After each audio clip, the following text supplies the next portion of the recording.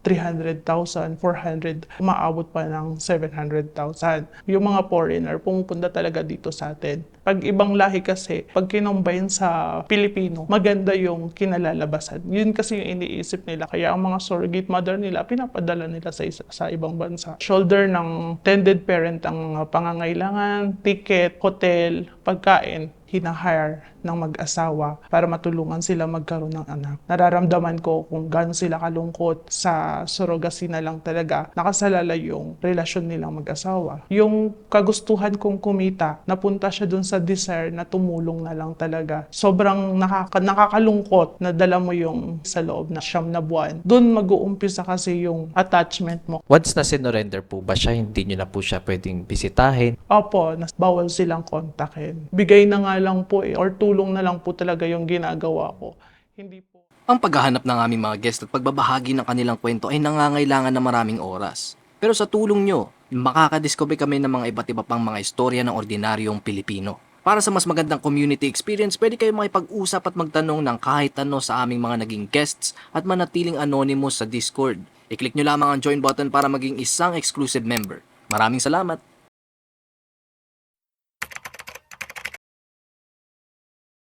Ako po si Vanessa, isang surrogate mother. Ang isang surrogate mother, ito ay kung saan ang isang babae ay hinahire ng mag-asawa para matulungan sila magkaroon ng anak. Gano'n na po kayo katagal nagsa-surrogate mother? Mula pa nung 2021, nag-start na ako mag-surrogate mother. Bakit niyo po naisipan maging isang surrogate mother po? Naisipan kong maging isang surrogate mother, unang-unang dahilan talaga is financial. Siyempre, pag nag-surrogate mother ka, hindi rin naman biro ang ibabayad nila na malaking halaga na 300,000, 400, yung iba pa nga, umaabot pa ng 700,000. Siyempre, bilang isang kapos din sa financial, may mga problema bilang isang simpleng mamamayan lang. Malaking bagay sa amin na maging surrogate mother kasi syempre malaking bagay yung sa amin yung 300,000, 400. Mga nakakailang ano na po kayo? Nakakailang surrogacy na po kayo? Nakakadalawang surrogate na ako.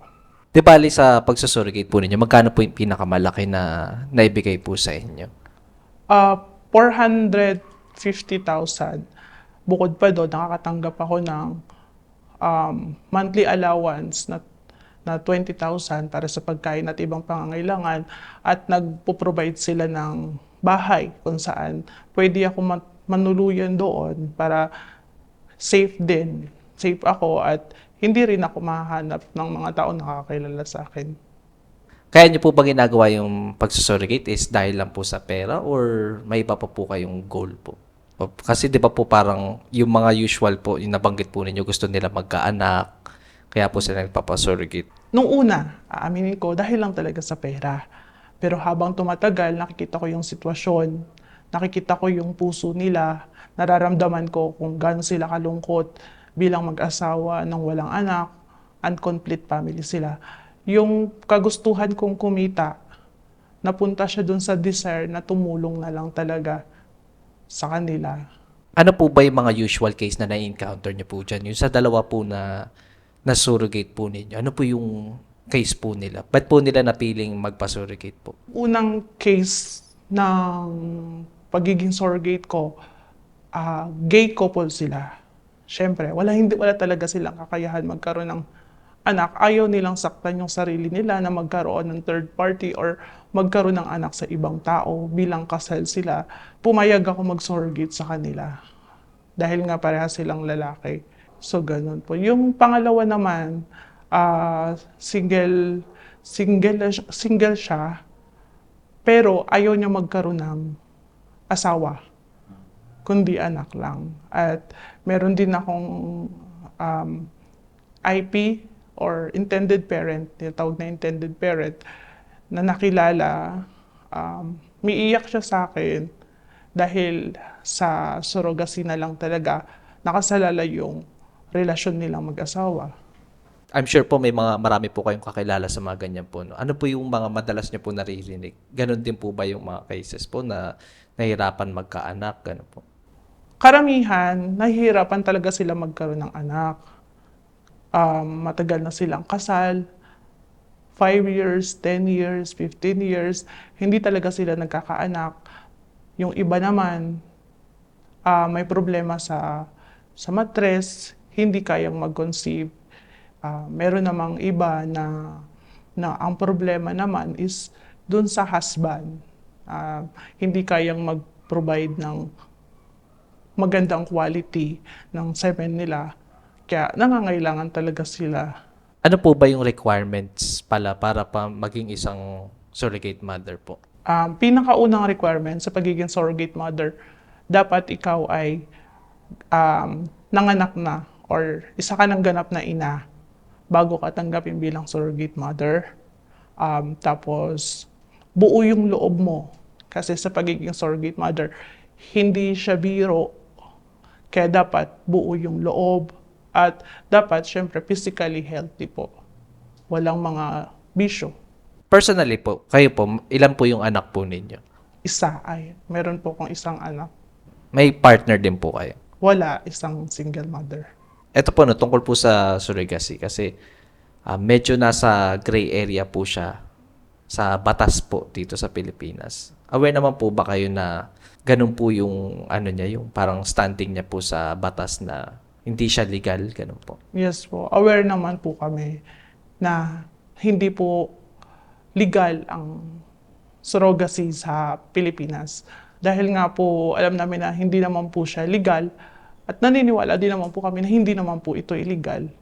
So, ayun nga po, no, nabanggit po ninyo na hindi po siya legal at hindi na po siya illegal. Pero kung sakali po na siya talaga yung may mga hinuhuli po, hindi naman po kayo natatakot na may mangyaring ganun, nahulihan? Hindi naman po. Kasi po, may basis naman po yan. Ngayon po, pag po, syempre magpapacheck up muna yung mag-asawa. Ngayon, kung talaga pong mapapatunayan nila na hindi po talaga nila kayang magkaroon ng anak sa kanilang mag-asawa, ngayon po, may mga ginagawa naman po yung mga doktor na proof para i-accept po sa ang process. Pero po hanggat maaari po, hanggat kaya naman po, ginagawa naman po ng doktor muna dahil ang bago sila umabot sa surrogacy po. Pag-usapan po natin yung process po, no? Pwede niyo po ba ma-explain sa amin paano po nangyayari yan? Sa proseso po ng pagsusurrogate, marami naman pong process yan, procedure na meron pong IVF, merong IUI, may tinatawag din po silang ICI. Yun nga po sa IVF, yun nga po, dalawang genes ng mag-asawa, sila po yung totoong parents. So kahit po ipa-DNA yun, wala po talagang lalabas na genes sa babae o sa magdadala. Sa IUI naman po, ang genes po sa babae, sa SM talaga. Tapos, bali siya po talaga yung totoong nanay nung bata.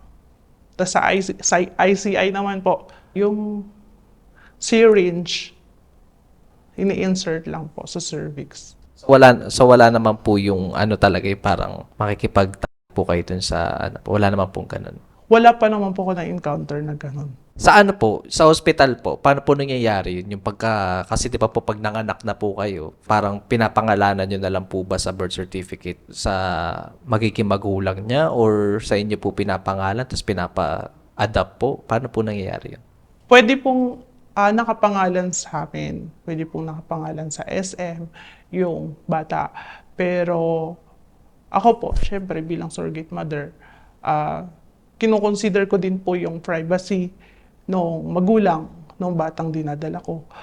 Kaya ang ginagawa po namin, from the very start lang po ng surrogacy, ginagamit ko na po yung pangalan nila para kahit manganak na po, yung pangalan po ng parents talaga yung nakalagay dun sa birth certificate ng bata.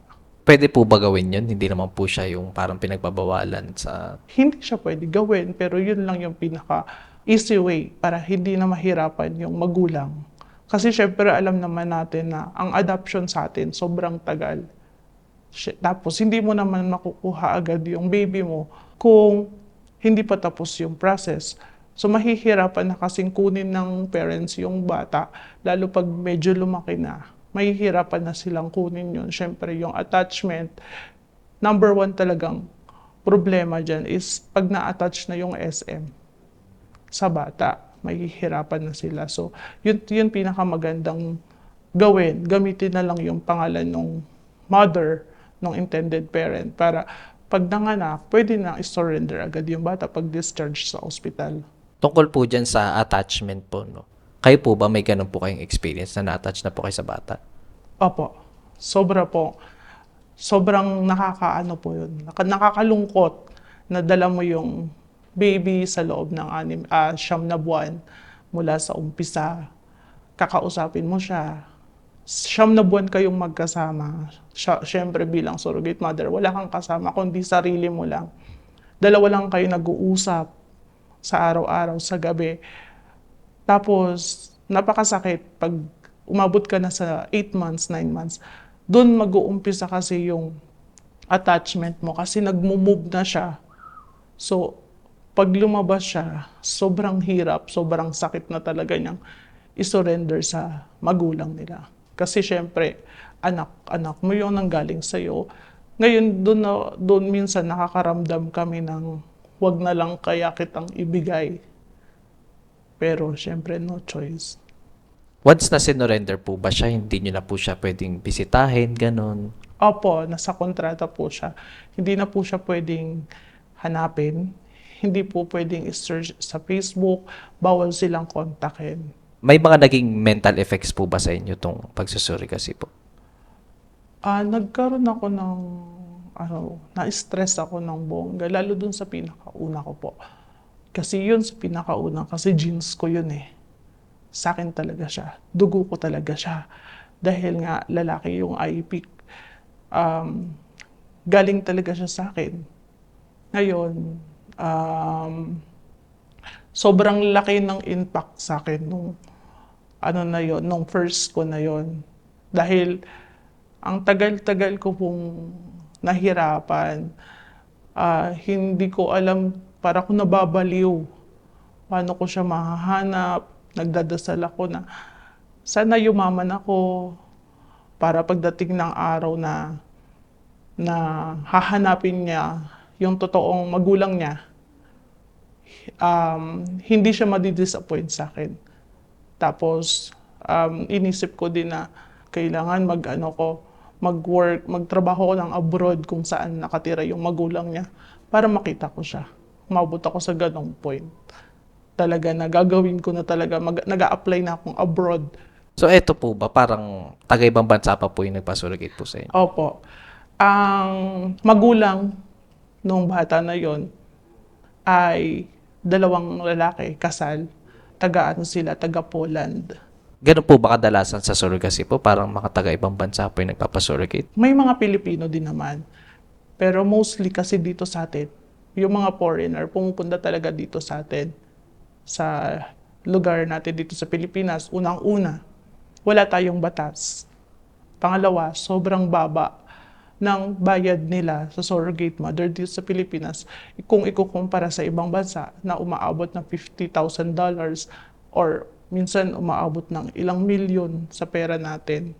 Kaya para mas makatipid sila, dito sila kumukuha sa atin. Paano po pala yun pagka nanganak po kayo sa hospital po, no? Nag-i-stay pa po ba kayo kasama yung bata ng mga ilang araw, ilang buwan, ganun po? Opo. Nag-i-stay pa kami doon. At least 2 days. Yun nga po yung mahirap. Kung kunwari po, naririnig po nung... Alam niyo po ba yung pangalan nung naging bata po, yung pinaka-first po ninyo? Ano pong pangalan po? Vanessa. Kung nakikita po ni Vanessa itong interview po, ano pong gusto niyo sana sabihin sa kanya? Kung naririnig to ni Vanessa, masaya ako na natulungan ko yung parents mo at masaya ako na naging party ako ng pagiging buong pamilya nyo kasama yung mga daddies mo. At umaasa ako someday, bilang pangako din naman nung parents niya, umaasa ako someday na magkikita tayong dalawa. Magkukrus yung landas natin at sana sa araw na yon, pagdating ng araw na yon, wala kang galit sa akin.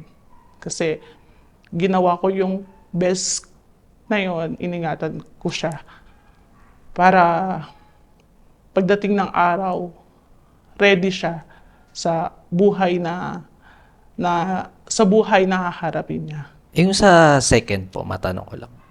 Taga saan naman po ba? Local po ba sila or ganun din po? Taga China. Naging attached din po ba kayo sa second po? Hindi masyado kasi IVF yun eh. Wala kasi akong genes. Yung IVF, pwede po bang pa-explain lang po konti yung IVF? Sa IVF kasi, genes ng mag-asawa talaga siya. Embryo na siya. Naka-freezer na yung embryo doon sa clinic kung saan nila pinagawa yon. Ngayon, baby na siya, papalakihin na lang siya sa tiyan ko. Pag ready na siyang maging taong bata na talaga, as in baby na siya, ilalabas ko na siya at ibabalik ko na siya sa magulang niya. Medical procedure talaga siya. ICI naman yung sa una ko. Yun ay, wala kaming ginamit na medical. Although nagpa-medical kami sa malaking ospital, pero yung prosesong ginawa namin ay ICI, tinatawag nilang ICI yun, intracervical insemination. So gumamit lang ako ng syringe at yung IP, nakalagay siya sa urine cup, inabot lang siya doon sa room kung saan ako naka-check-in, tapos sila sa kabilang room. Inabot lang sa akin yon, tapos lumabas sila. Iniwanan nila ako doon ng buong magdamag. Ako na yung gumawa sa sarili ko. Ako na yung nag-inject sa sarili ko. Kaya po mas na-attach po kayo. Yes. Kasi talaga. Oo. Kasi ako talaga yung gumawa sa kanya, literally. Sa ganyan po, no, yung sa paghahanap po kasi, yun nga po na-pension yung mga iba't ibang lahi po yung nagpapasurrogate. Paano nyo po nahahanap yung mga ganun po? Sila po ba yung lumalapit sa inyo or may group po pa? Meron po kasi page ng mga surrogacy. Marami pong page ng surrogacy dito sa Pilipinas. Ngayon, pag binisita nyo po yung mga page na yon, may mga group, marami na pong nagpo-post doon. Naghahanap na sila doon, as in talagang pinopost na nila kung ano yung mga kailangan. Ngayon, ang ginagawa namin bilang mga SM, nagko-comment kami, tapos sila na yung mag-PPM sa amin. Tapos pag nagkasundo, magkakaroon kami ng agreement, tapos imi-meet up, tapos ipapa-procedure na medical, gano'n.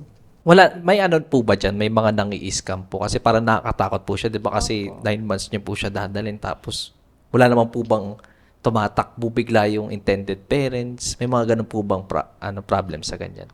May mga tendency po talaga na may mga intended parent na nagbabago yung isip nila sa iba't ibang dahilan. Ngayon, ina-abandon nila yung SM, iniiwan nila yung SM na buntis. Tapos, yung iba naman, nagkaroon ng problema sa family, hindi nila pwedeng ituloy yung surrogacy. Naiiwan yung SM. Ngayon, yung SM, sila na yung magpapalaki ng bata. Yung ibang SM naman, ang ginagawa nila, pinapa-adapt na lang nila kesa mag-suffer yung baby sa paglaki na wala naman silang kakayahan na mag-provide sa mga pangangailangan ng bata.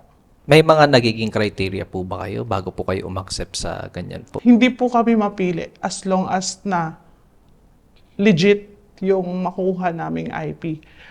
Sa mga criteria po kasi mas madalas po kasi yung mga IP yung may mga qualification na hinahanap. Pero sa amin, as long as na kaya nilang mag-provide or mabayaran ng mga surrogate mother, mag-provide ng mga pangangailangan, gumugo talaga kami. Ang nabasa ko po, parang nakita ko lang po, is yung mas gusto nila yung may ibang lahi or yung good looking para ano po. May mga ganun po ba?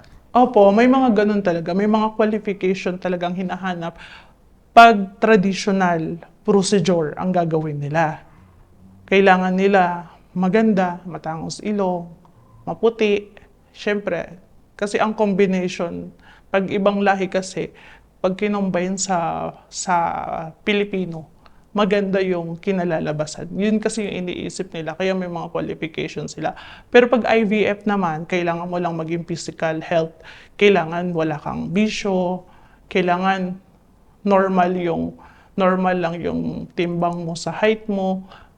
Ang importante lang naman, dapat seryoso ka at handa ka talaga sa pagiging surrogate mother. Yun lang naman yung qualification pag IVF yung procedure na gagawin mo. Ayun po. Since nakakadalawa na po kayong surrogacy, no, tapos meron po kayong sarili po ninyong anak, wala naman po ba siya nagiging negative physical effect po sa katawan po ninyo or meron po? Meron po. Actually po, sa katawan ko, meron kasi medyo nalalagas yung buhok ko. Ngayon, tapos syempre, iba yung, dahil nga sa pag-IVF po kasi, maraming gamot na nilagay sa katawan ko po. Syempre, may inom ako ng mga gamot, may ini-inject sa akin bago yung process. Ngayon po, syempre, after ng 1 taon, nararamdaman ko na po yun, yung mga side effect. Lalo po nung nanganak po ako dun sa IVF baby na yun. 2 set ng epidural yung nilagay sa akin. So, hanggang ngayon, parang medyo hindi okay, nagiging makalimutin ako. Tapos nakakaramdam talaga ako ng pagmalamig, sumasakit yung mga katawan ko po. Gano'n. Siguro dahil nga sa mga gamot na tinake ko doon. Sa family po ba ninyo, may nakakaalam na nag-surrogate po kayo or wala po? Meron. Yung ate ko, kaso lang, bago ko manganak, sa huling baby na dinala ko, nawala na siya. Kahit nung una, siya lang din nakakaalam. Sa pangalawa, siya lang din nakakaalam. Pero ngayon, wala na kasi nadala na ng ate ko yun eh. Doon po sa anak po ninyo, no, may balak po ba kayong sabihin sa kanya in the future na naging surrogate po kayo? Or Actually po, yung sa last na surrogacy ko po, kasama ko din yung anak ko sa condo. So, syempre, dahil malaki na siya, 7 years old na siya, nagtatanong siya sa akin, Mama, bakit malaki yung tiyan mo? Mama, bakit may baby ka? Ang sinasabi ko lang sa kanya, mayroong isang tao na pinatabi sa akin yung baby niya. Pinatago niya sa akin, tapos kukunin niya next year. Ganun lang yung sinasabi ko sa kanya para hindi na siya masyadong magtanong. kamusta naman po yung pagiging single mother? Kinakaya naman po ba? Mahirap po. Siyempre kasi yung kinita sa pagiging surrogate mother, hindi siya lifetime, naubos din siya.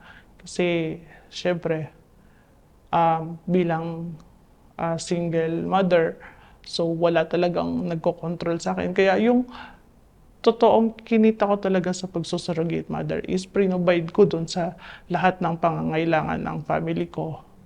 Dahil nga, yung ate ko, namatay siya. So, ako yung nag-provide sa lahat ng anak niya. 7 yung anak niya. Ako yung nag-provide sa kanila. Pinagawan ko sila ng bahay para na pag-i-stayan. Tapos, tumutulong ako sa mama ko at yun sa kuya ko na nagda-dialysis. So, doon talaga napunta yun. So, ngayon, bilang hindi na nga ako pwedeng mag-surrogate, nagtatrabaho na lang ako. Ayun na, nagmamatching na lang. Kahit papano, may panggastos kami ng anak ko. Di bali, pag hindi po kayo nagsasurrogate, may full-time job po pa kayo? Ngayon, hindi na ako nagsusurrogate mother. Pero tumutulong ako sa intended parent at sa mga surrogate mother na mag-match sila para ma-process yung surrogacy.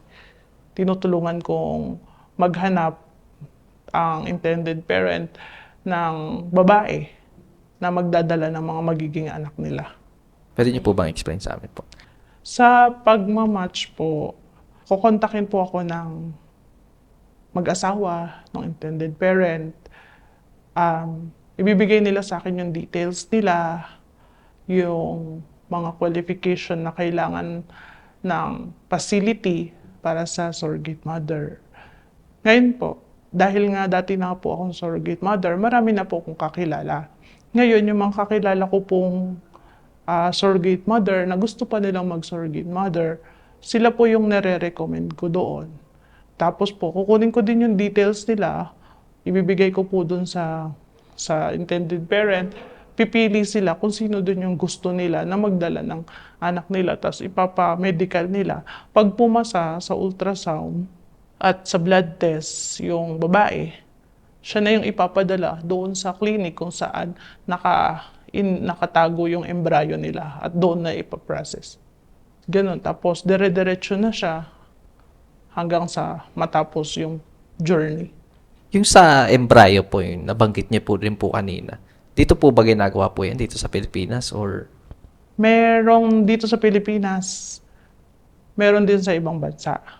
So dito sa Pilipinas, marami naman na dito sa Pilipinas. Marami na. Sobrang dami na dito sa Pilipinas.